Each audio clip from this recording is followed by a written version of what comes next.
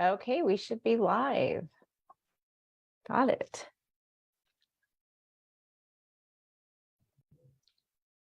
And recording, Evelyn. Okay, we're live and recording. Yay, perfect. All the tech stuff is fun, ladies. And there might be gentlemen here. I shouldn't always assume it's all ladies, right?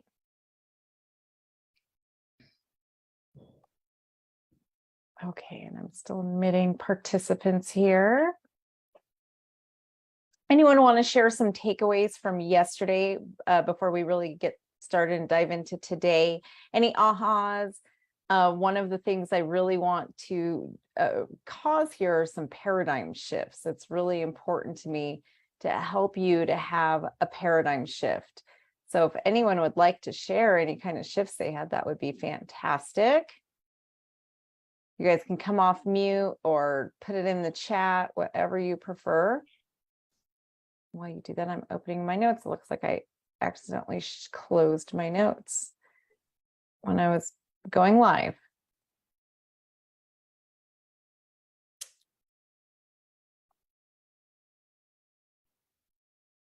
This is the fun part about doing workshops live instead of just pre-recorded. Pre-recorded, you can delete all this.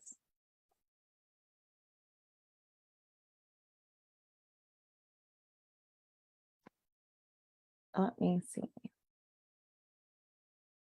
I know it's after lunchtime, so it can be difficult to come up with things, but if anyone wants to let us know.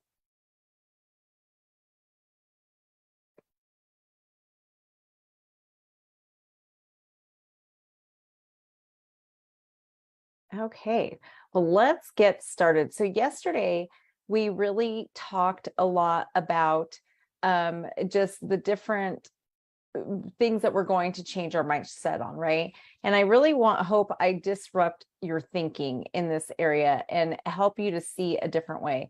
We really talked a lot about why you need systems of organization, why time management is so important, why systems of operation are so important. What is the difference between a system of organization and a system of operation, right? What are the differences?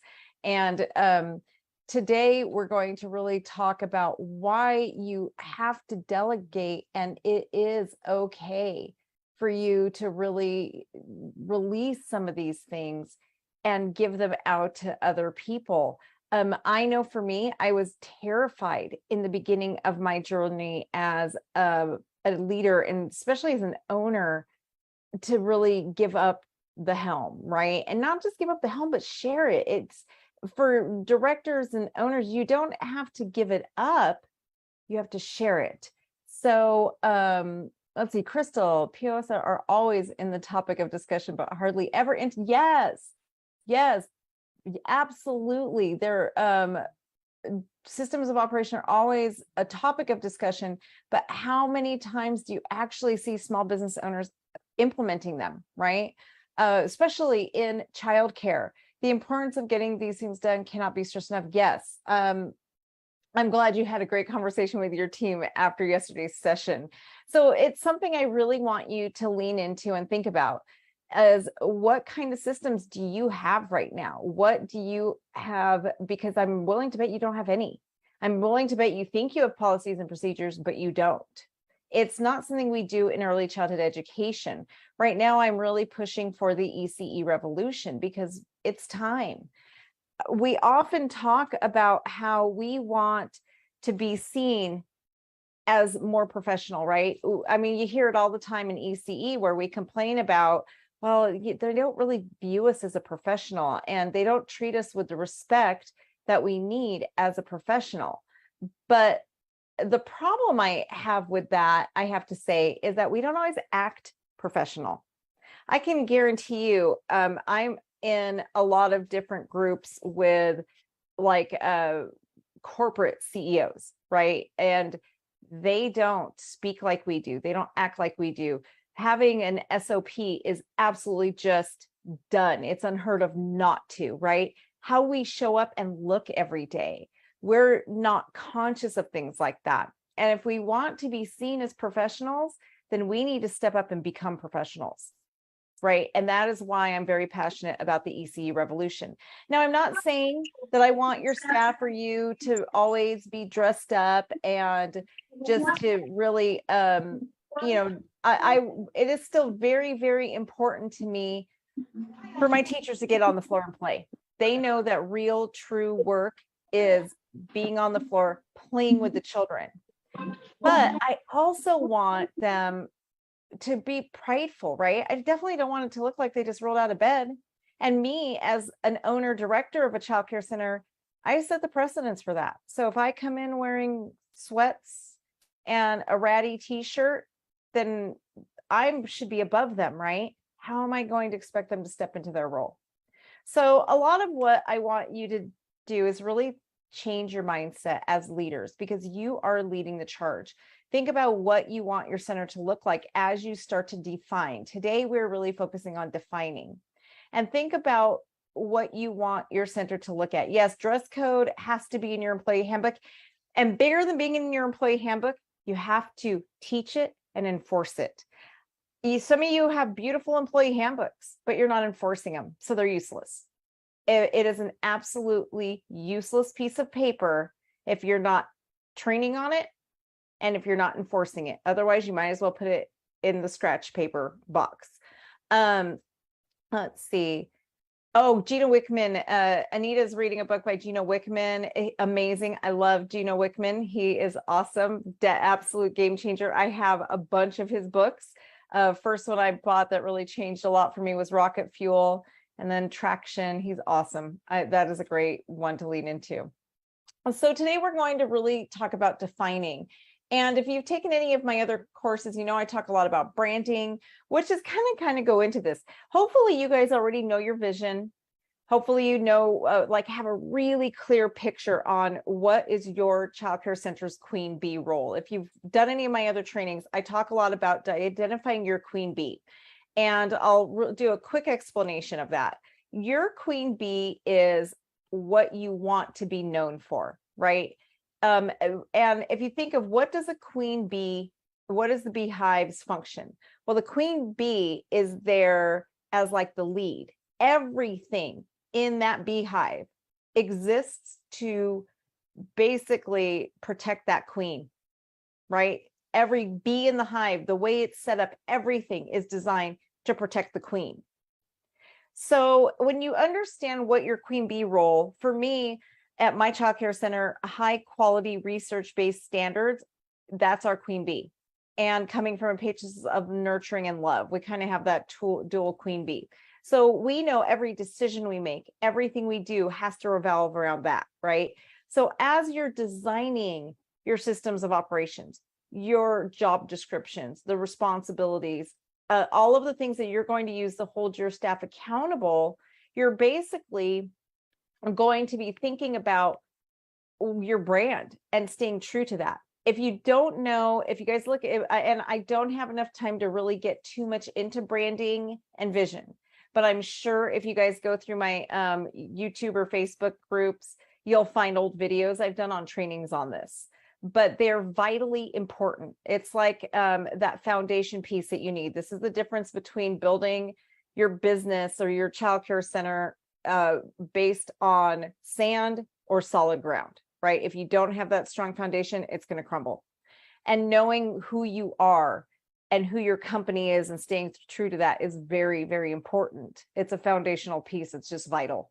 That's why for my members, it's the second thing I start them on. Time management is first, because I know if you don't know how to manage your time, you're not going to have time and you'll never do the work. Second thing is your vision, your mission, your brand, your queen bee, all of that. Because if you don't know what that is, then none of this really matters to a certain extent. I mean, it always matters, but your staff will hijack your brand if you haven't intentionally created your brand.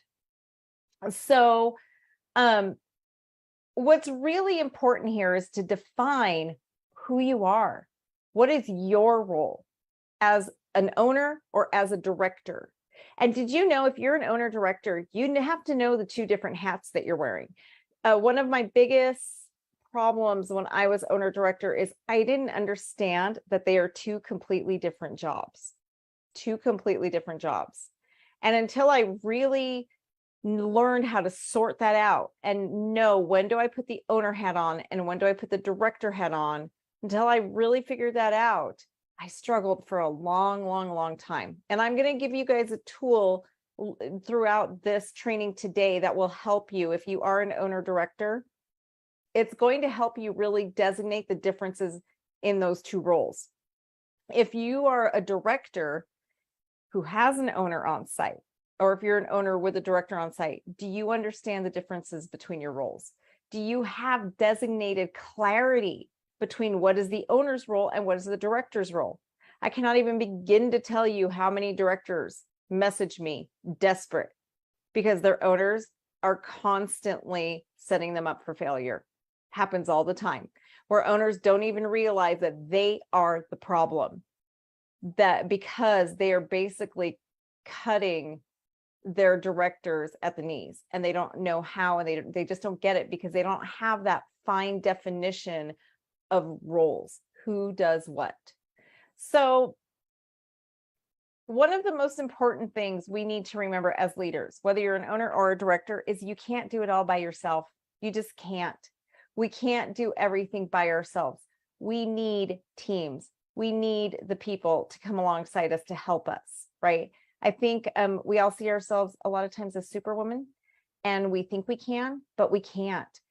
So one of the things I train, I have a couple of my own directors that are in training. I'm currently training 2 directors for my future site, a couple sites that I'm having built.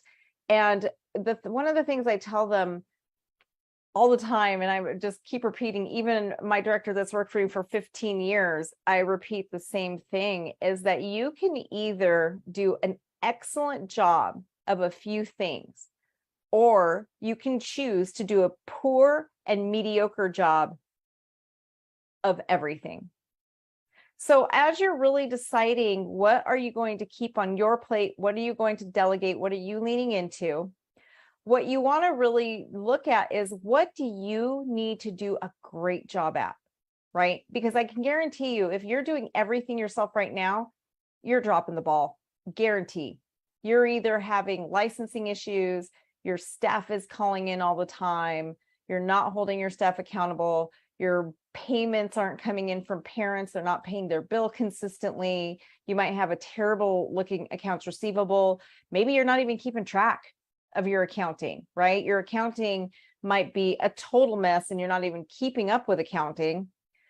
And if any of those things describe you, if you're not keeping staff accountable, if you haven't done employee reviews, at least on a biannual basis, it's because you're doing too much. You're not giving yourself the time to do the things you need to do.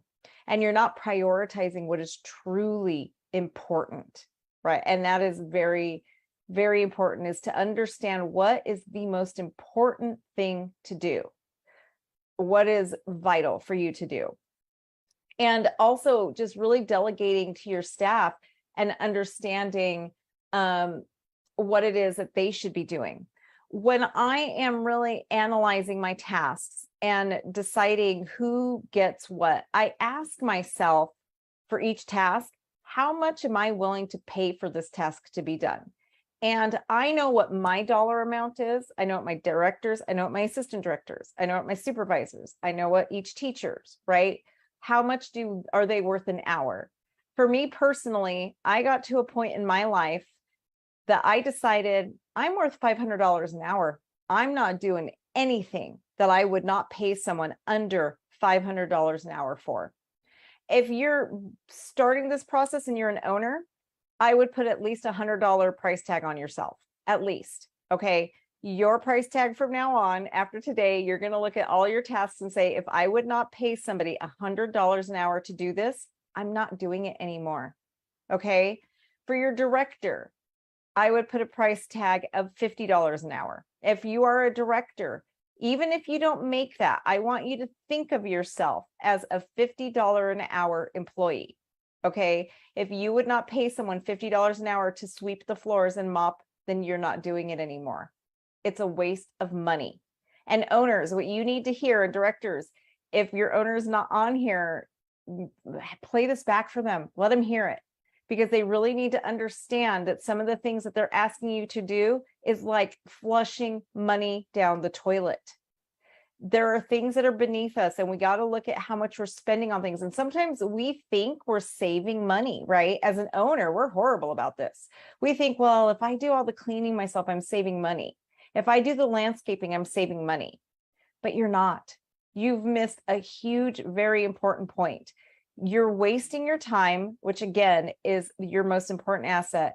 Your time should be going into revenue revenue driving tasks. Okay, so what does that mean? What is a revenue driving task? That means anything that is going to make your center worth more money, period. So that might be quality standards, and you want to think of your directors this way too. Think about quality standards. My childcare center, I charge about $50 a week more than my competitors, and I have a 1,300 child wait list. Nobody blinks an eye at giving me $50 an hour more, or I mean, not an hour, I wish, $50 a week more, right? They don't blink that. And I don't even look at I'm at the point in my career where I don't look and I don't care what my competitors are charging. I know what I am worth, right? I know what my center is worth. So I don't care what my competitor's charging. I'm at a point in my career where I don't have to care, but that took a lot of work. And that's also because I know my worth and I know my director's worth. And I know that the time that we spend in quality improvement, for me, networking, being out within my community, getting my word out there, educating parents, educating city leaders, educating Lions Club, just the Rotary Club, all of that is what's really important. That is where my pay scale is. For my director, quality is where I want to see her.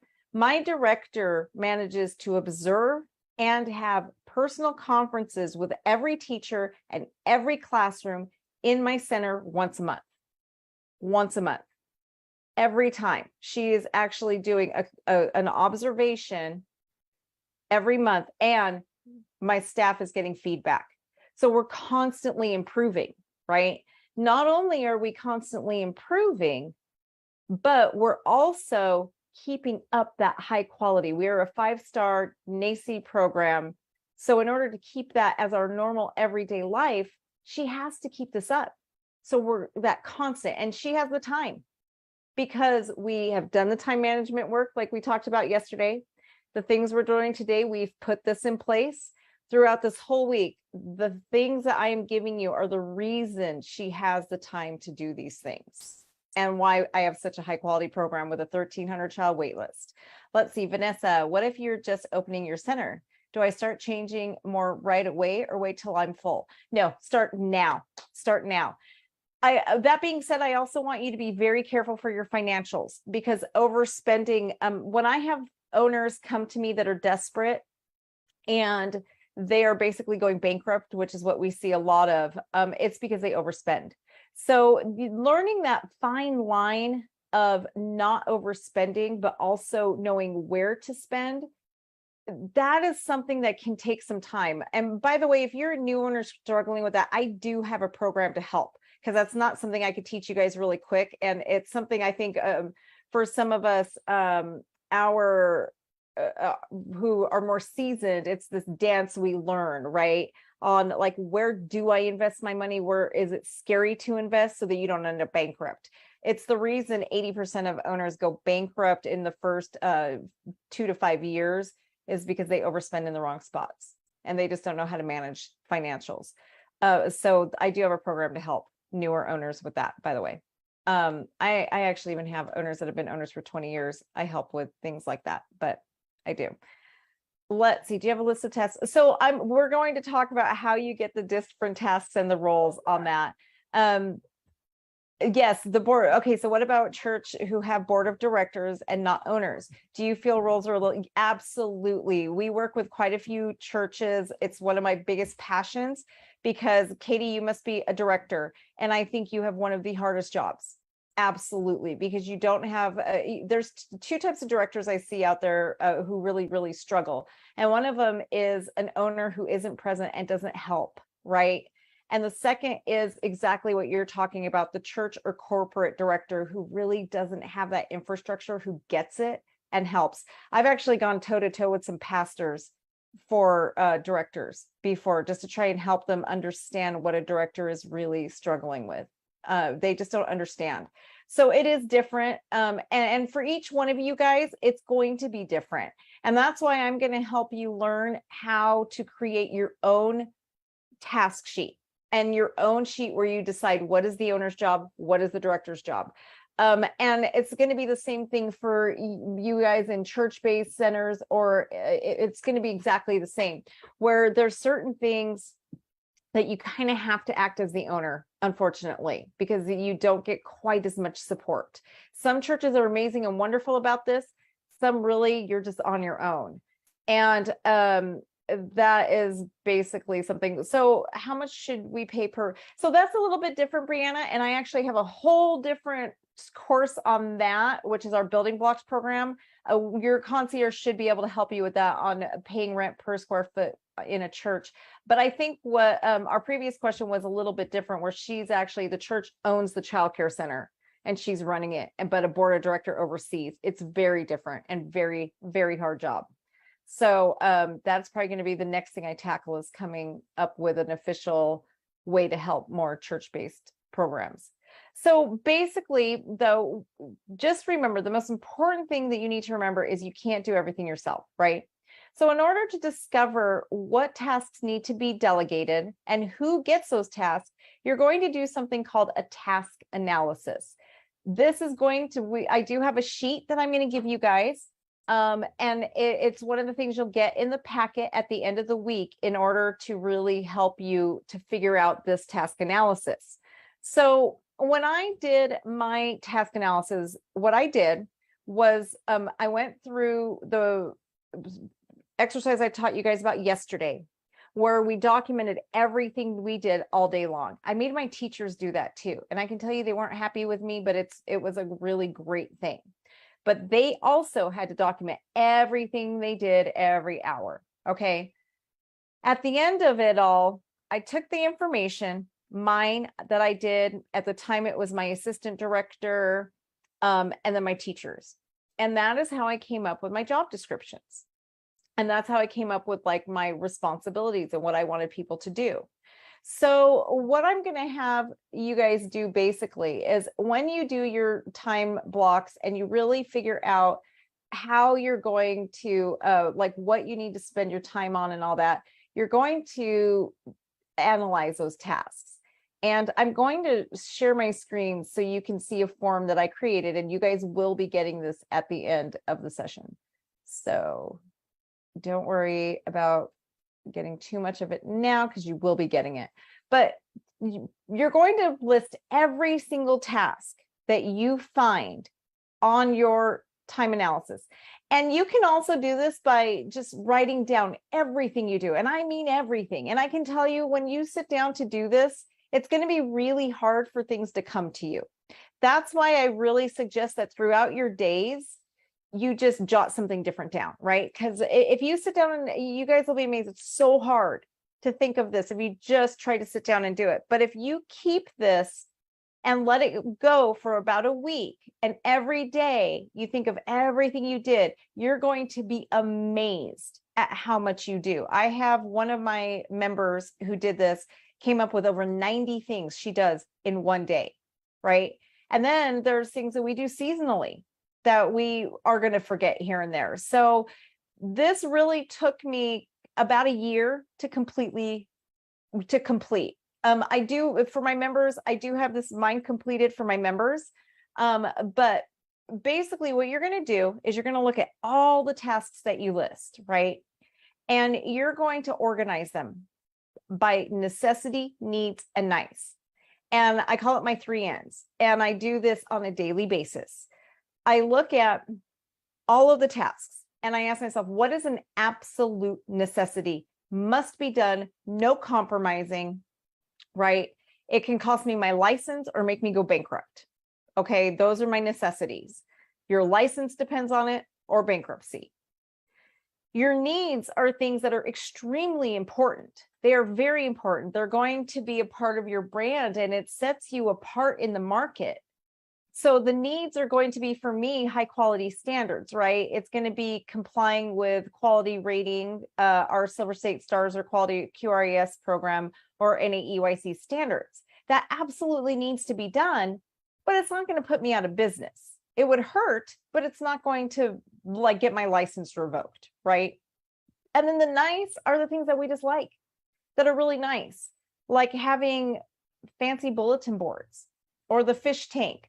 We love lots of animals. I have fish, turtles, pigs, hamsters at my center. I've got all sorts, right? So that's those are nice things to have. So cleaning out the fish tank, that's nice. It's not a need and it's not a necessity, right? And it may feel like a necessity, but honestly, I could get rid of the fish. I don't have to do it.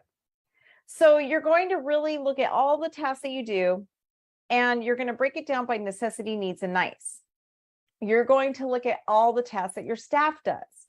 And this is something you can get help with if you have an assistant director, if you're an owner and you have a director. This is something you're going to want to do together. And you're going to break it down by necessity, needs, and nice. Okay. And then you're going to look at the jobs that you do, and you're going to look at that nice list, and you're going to get rid of it.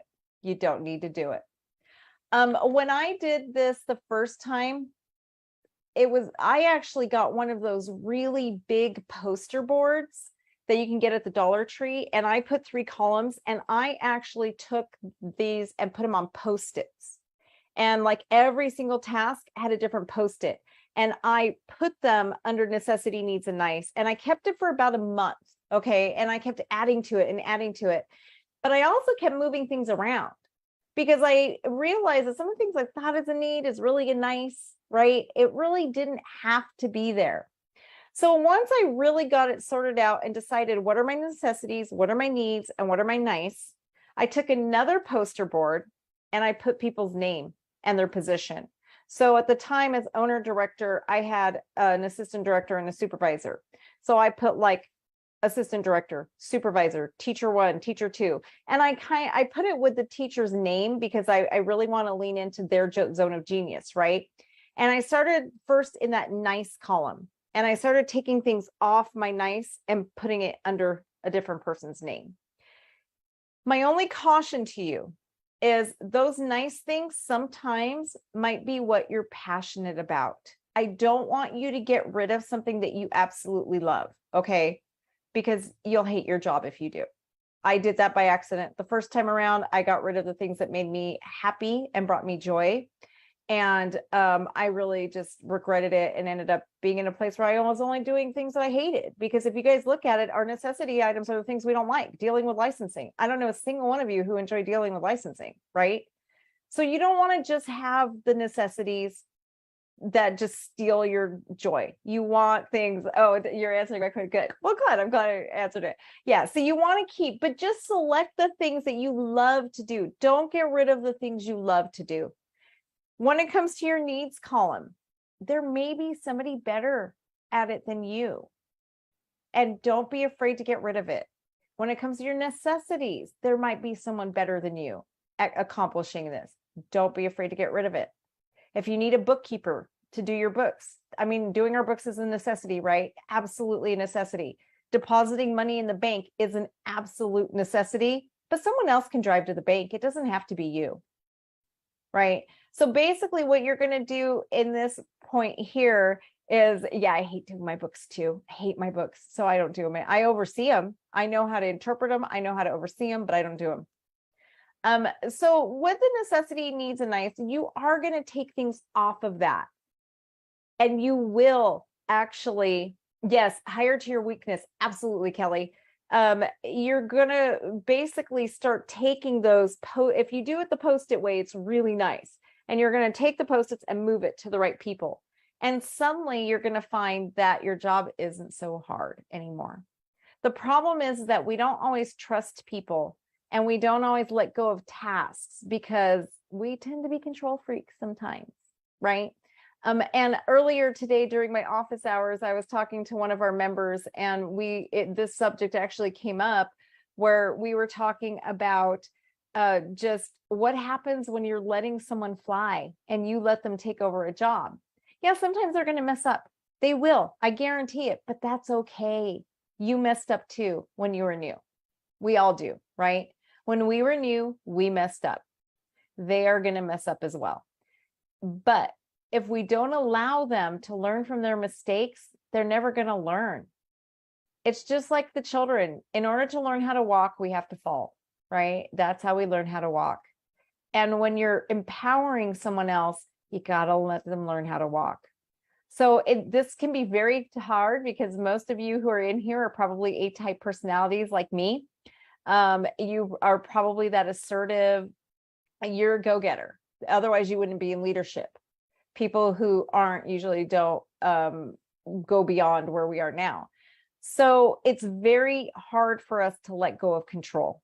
Okay. But if you're going to get your life back, you have to let go. And it's okay. It's okay when they make a mistake. They will. And you just have to know everything can be fixed. The other thing you have to let go of, which is one of my biggest Achilles heels, is the process, right? The process doesn't matter as long as the product is the same. So 2 things on that. You want to make sure that the process does stay within integrity of your company values. This means your company values should be documented, right?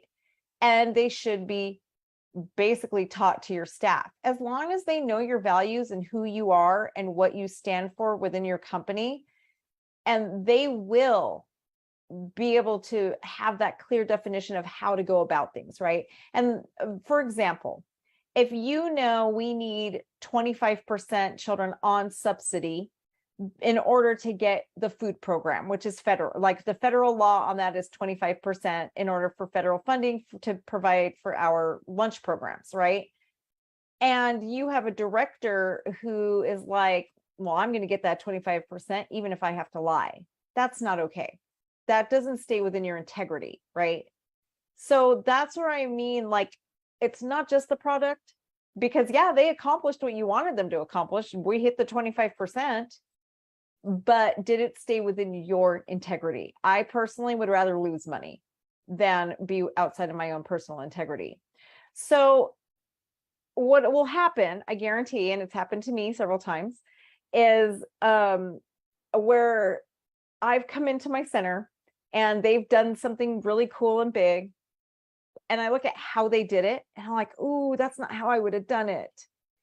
And I have to stop myself and just say, you know, and it's like this process, it just keeps happening and keeps happening. And I have to stop myself and just tell myself, stop. It doesn't matter how you would have done it. They did it. That's what matters. And it works. They did it and they did it beautifully. And it doesn't matter if the process wasn't just like you would do it.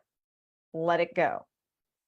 And I can guarantee that's something huge that we struggle with as leaders. It's so hard, you guys. I won't even begin to, like, I'm not going to lie. It is so hard to see something completed that wasn't done your way, right? But it's okay. It's okay. You got to let it go. It's hard, but we got to let it go. So when you're using your task analysis, this is going to help you discover what will be delegated, right? When you give those tasks away and when you do that delegation, that's when you really just need to let your staff fly. I'll tell you guys a story about my staff that's kind of, it's a little sad. We went through a season that was very hard at Zuin. And we basically went a season where we actually lost 3 children within about a year period. And what happened, well, one of them wasn't enrolled in the program any longer. She had graduated our program, but she passed away in her sleep from a disease that her parents didn't know about. Then I had another child who got brain cancer and she ended up dying. And then we had a 3rd child who was also a teacher's child, and it was a staff child, and she passed away. She had a disease, and we always knew she would never live past the age of 7, but it was hard. My entire staff was shaken up. I mean, there was a point where I walked in my center and you could just cut the tension with a knife. We were tired, we were sad, we were beat up. and I knew I had to do something. So I did a staff meeting, and I really decided to just tap in and really try and get my staff to tell me what their vision is, what they're passionate about, just to try to wake up that passion again, try to get our focus off the 3 children that we lost and try to put it back in that where we're going, right? We were kind of stuck in the past of where we have been, and now we had to move on to where we're going. So we did this amazing staff meeting where I basically just got vision boards for each one to make. I got magazines and all these things, and they all created their own vision board. And when we went at the end of the meeting, we went through, and each one of them told me their vision.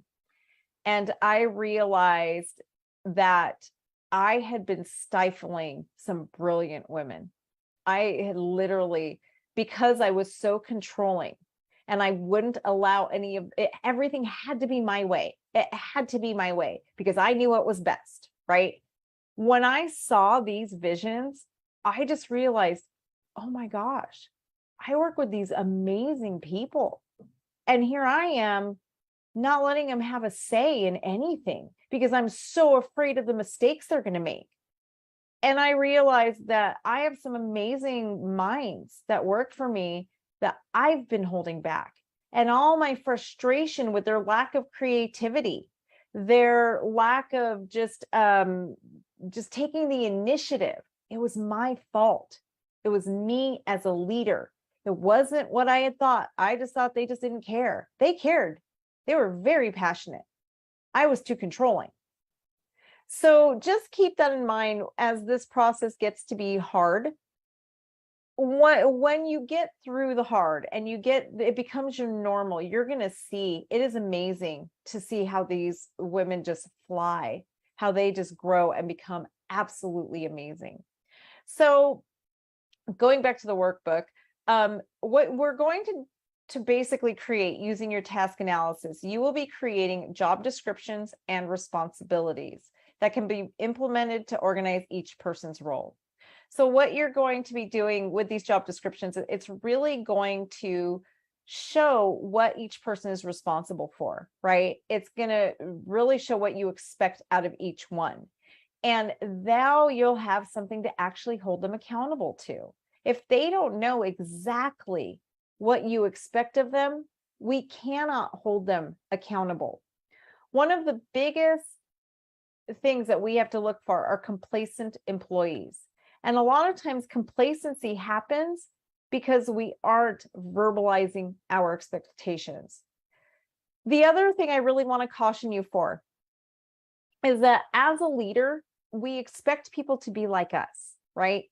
We show up early, we put in the extra work, we go the extra mile, we see something that has to be done. We don't have to be told to do it, we just do it, right? But what I want you guys to know is that is a personality type. That is a temperament. Not everybody is like that. So if you look at your staff and you think to yourself, well, they saw that the mop bucket wasn't put away. Why didn't someone put it away? That's not how people think. That is how you think, and that's wonderful. But you can't expect everybody to be like you.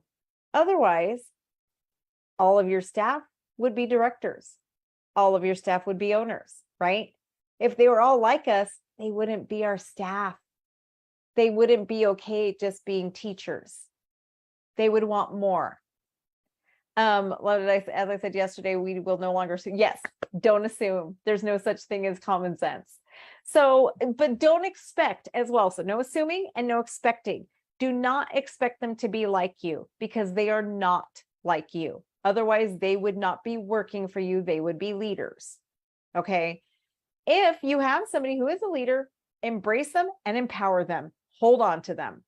Give them something to make them feel more important because they are gold, right? And I think it's only like 1/5 of the population have those leadership traits. So we're lucky when we get those 20%. But just keep that in mind. If you weren't like you wouldn't be in a leadership role, right? And we can't have all leaders because if everybody was a leader, then who would be in the classrooms doing the work? It just doesn't work. We need people who are also going to just follow. They are just as important. I think our society Stress is the leader, but the followers are just as important. Oh, that's awesome, Anita, that you have 3 brilliant women working for you. That's amazing. Yeah, hold on to them. When you've got that, they are gold. But I think when we lower our expectations a little bit and realize that they aren't like us, and it's not, I don't want you to lower your expectations. I want you to change your expectations. Okay. I don't want you to think less. I want you to take what you think and kind of move it over, right? Because sometimes they're more than what we think, but sometimes they're not what we think. And that's exactly what it is. They're not like us. Okay. They are not. Otherwise, they're going to leave you and they're going to be a leader. And I mean, for me, when I find my leaders, I usually embrace that. And like right now, I have 2 of them are in training to be directors for my future centers. Even though one of them is like 3 to 5 years down the road, I'm still training her because I see it in her.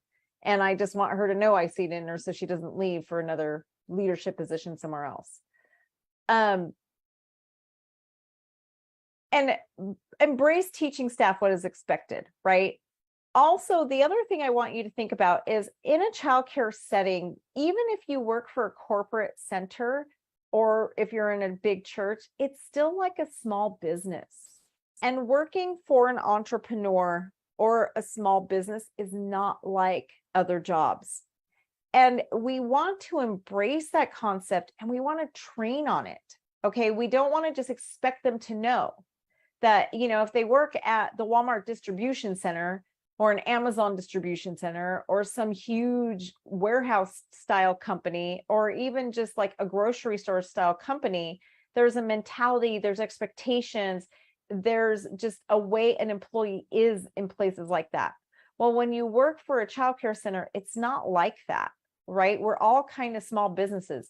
Even if you work for a huge corporate center that owns 100 centers, your center, that micro community you have, is still a micro community. And we need to train people to understand that. Now, if you're an owner who is an entrepreneur, then you really need to train your staff what it's like to work for an entrepreneur. Okay. And if you're an owner, you are an entrepreneur, period. Okay. So understanding you is very important too. So understanding who you are as an entrepreneur is very important, and helping your staff to understand that is very important.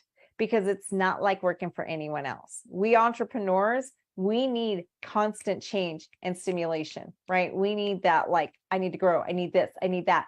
So you might, like for me, I built an infant room off my office and then it just wasn't working for me. So I switched it into a therapy room. Well, then I decided I needed some more space. So I took the office I was currently in, moved into the therapy room and switched everything around, right? That's what it's like working for an entrepreneur. We're always changing something. It's not going to be like a corporate job where it never changes. Okay. And you have to understand that. You need to understand it if you are an entrepreneur and you are an owner. And then you need to teach your staff. If you're a director working for a small center, you got to understand that you work for an entrepreneur, and it's not going to be like working for a corporation. Okay. And even if you're a director working for a corporation, your staff needs to understand that these are micro businesses, right? They're not like working for Walmart. It's not where you have 100 employees. It's very different. So helping your center by really creating these job descriptions and expectations and systems, right? Like we talked about yesterday, the systems where everything needs to be documented on how you want to do it. That is really helping them to understand why we do it this way, because they understand that this isn't like this big, huge corporation, which most people think of when they think of a job. And most of us kind of start out in that way in life. Usually we all have that nightmare story of working for a big business, right? But small businesses aren't like that. And we need to train and help them understand that. And so one of the things that I always think about is I like to be very transparent, and I feel like I'm always explaining myself to my staff, right? And that's because when we understand why, it really empowers. And I'll give you guys a good example on why explaining yourself is always very helpful, and it really helps your staff to become more loyal and more cooperative. So I'm going to tell you guys, my staff is not allowed to say no to children, and they're not allowed to say stop. They are absolutely, it is my policy that you are not allowed to say no or stop to a child. How do most of you feel about that? How many of you did I make cringe just now? If you came to work for me and I said, okay, by the way, you're not allowed to say no or stop, how many of you are going to be like, what? And walk out the door? That's all right. So Lisa, you get it. So now, on the other hand, if I say to you, you're not allowed to say no, and you're not allowed to say stop. And that's because it doesn't teach the children anything. Our goal is to always give children a replacement behavior. If a child is jumping on a table and you just yell across the room, no, what have you taught them, right? Now, on the other hand, if you go to the child and say, we need to keep our feet on the floor because if you're on the table, you could really get hurt. And I just want you to be safe. I would be really sad if you get hurt. What is more effective? Yelling no, get down from across the room, or explaining? It's the same thing for your staff, right? It's the same thing. If I just tell you as a new staff member, you're not allowed to say stop, you're not allowed to say no, now go get to work, they're going to think I'm insane. I'm not disciplining the children, right? Like, what, these kids run the center, they get to run wild. But now when I explain it, oh, I get it. I can respect that. And now suddenly they're on board, right? When you explain yourself, your staff tends to be on board with what you want, right? And why. Explaining the why behind it makes it so that they embrace it. When you don't explain your why, what ends up happening is you cause resentment and anger. So a lot of your systems of operations, as you're creating these systems and this delegation, you're going to be explaining your why every single time. Okay. You can never over explain. I am so transparent that every year we have an annual staff meeting for my childcare center where I actually show them my profit and loss statement and my balance sheet on a screen, and they get to see all my financials. They see exactly where my company sits. They know how much money I make, everything. But that transparency has made them incredibly loyal to me, incredibly loyal. They see that I'm not going to the French Riviera based on their hard work, right? They really embrace the business because they always know my intent and my heart behind what I'm doing. So it's really important as you're creating all of this, and with the delegation as well. When you choose somebody, like let's say bulletin boards are a very creative thing, right? If you have a staff member who is super creative and loves playing with the Cricut, then they're great for the bulletin boards. So when you delegate that staff to them, or that task to them, you say to them, you know what, you are so creative and I have never seen anyone use a Cricut as great as you do.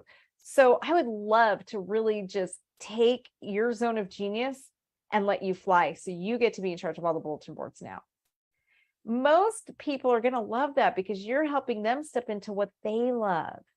You're giving them tasks that they love. A lot of us are so afraid to ask more of our staff, but when you ask more, that empowers them.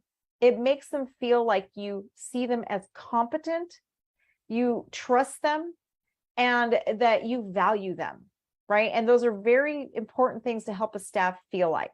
One thing that we do at my program that helps a lot is we have committees that we put together every January.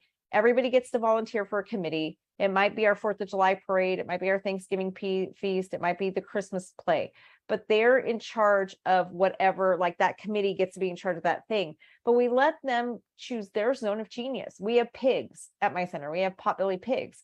One of the committees is taking care of the pigs. Right? If one of my staff members loves the pigs and really embraces their care, they're going to volunteer for that.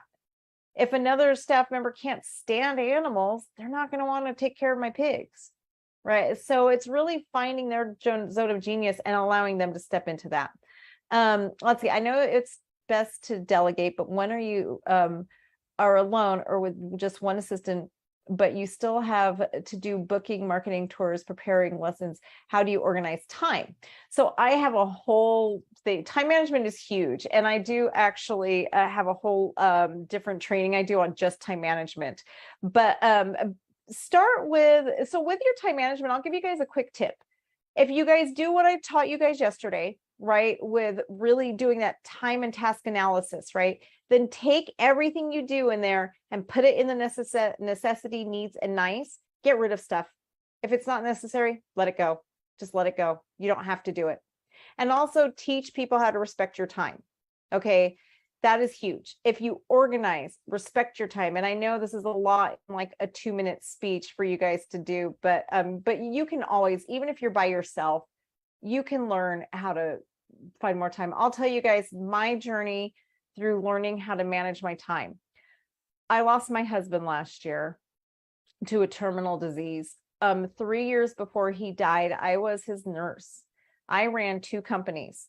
Okay, I am the CEO of this company.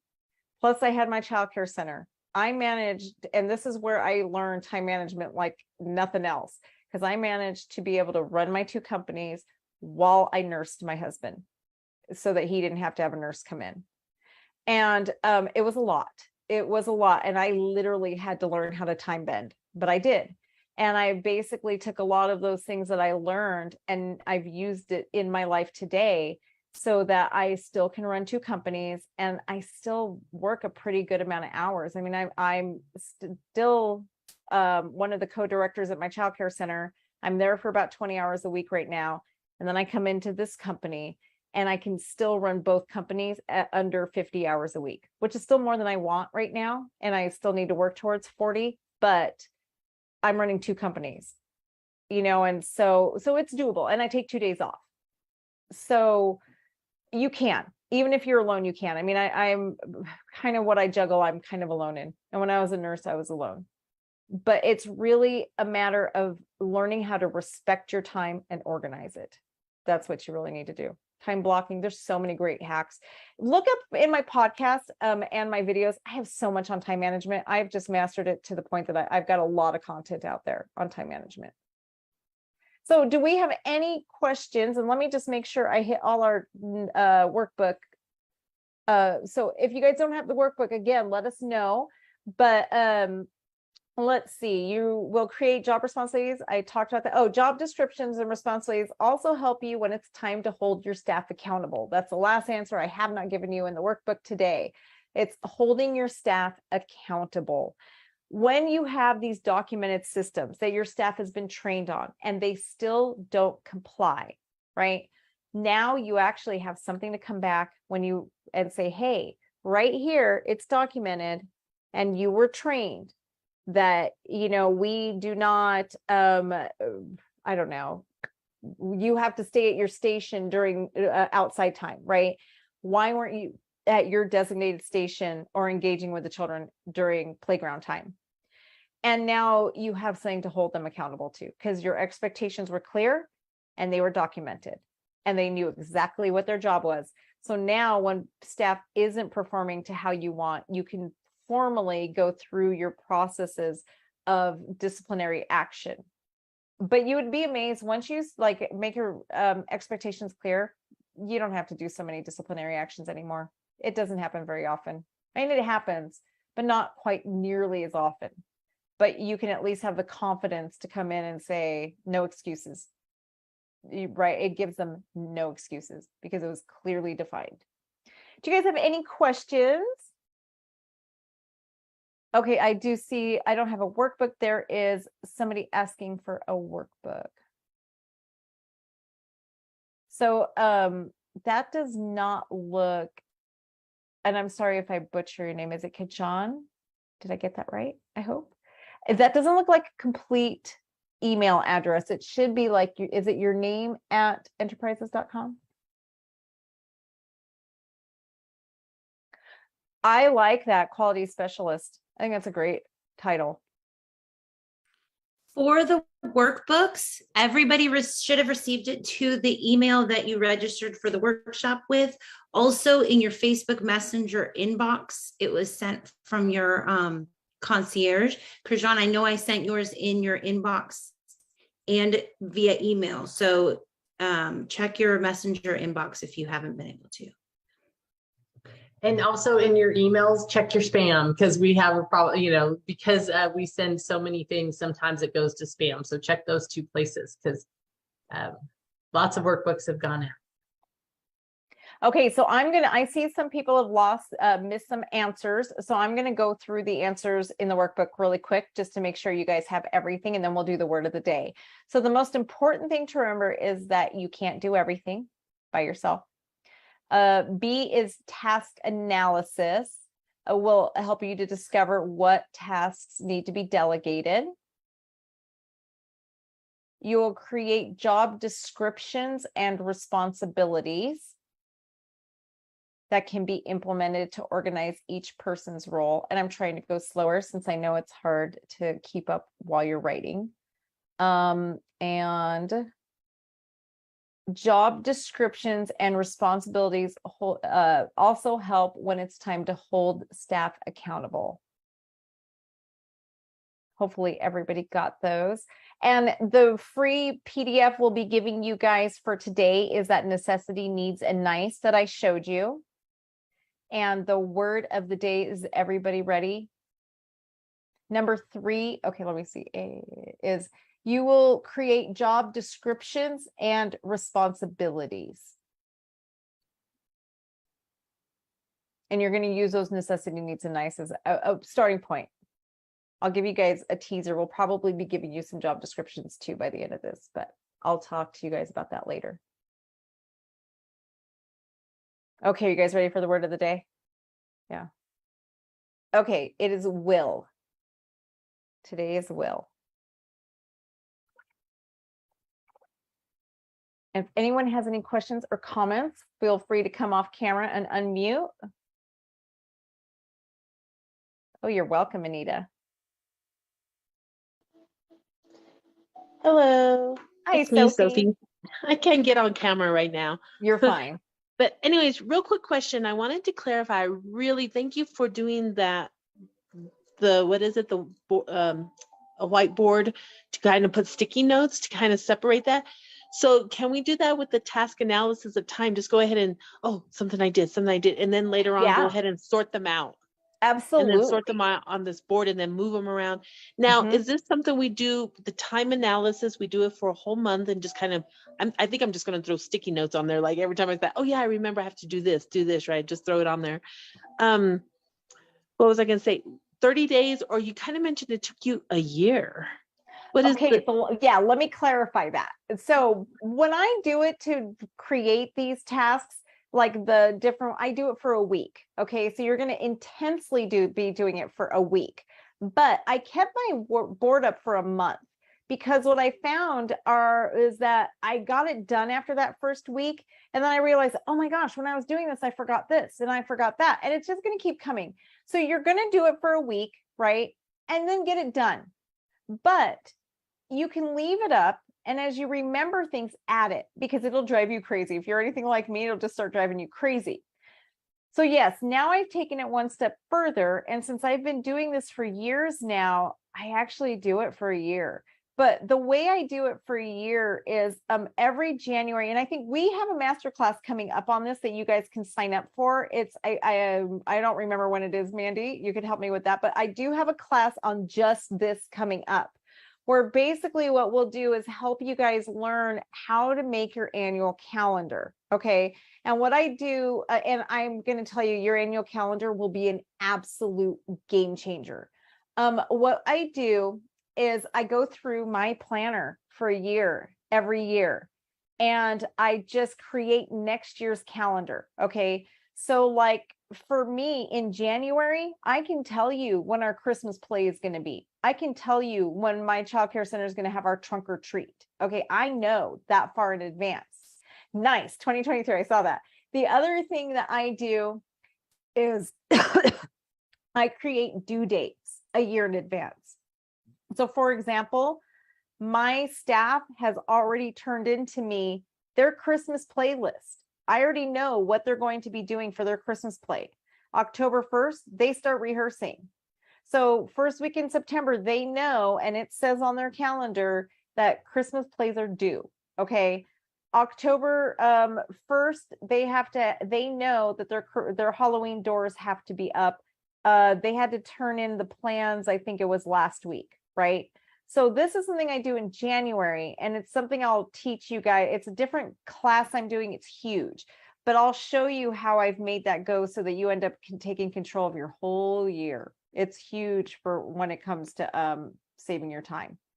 It's mind-blowing how much it will really just save you time, and it'll stop you from chasing your teachers.